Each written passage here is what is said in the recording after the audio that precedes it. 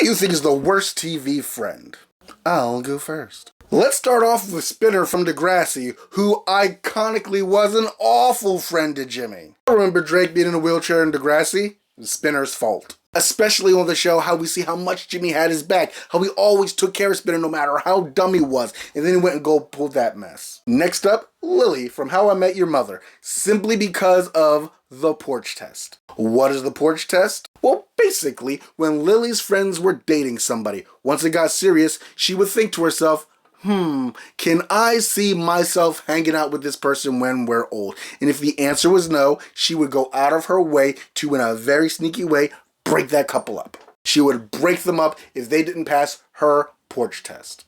That's bad friending. Who else is on the list? Oh, we got Emma from Degrassi, who, let's ignore all her other crimes against humanity and focus on the fact that she was a terrible friend to Manny. She would shame the crap out of Manny in one episode and then do way worse in another one. Overall, Emma was just the worst.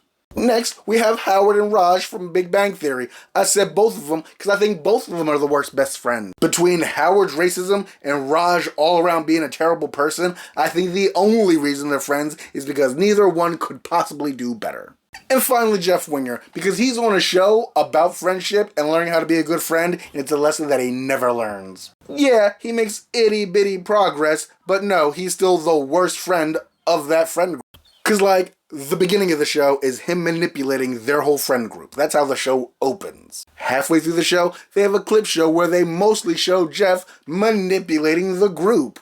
And in the final seasons, they leave, he manipulates them into coming back because he's lonely. Jeff Winger never stopped being a bad friend. In fact, there's an entire episode where the expressed moral of that story is that the friend group is better off without him. But what about you? Let me know who you think is the worst TV friend.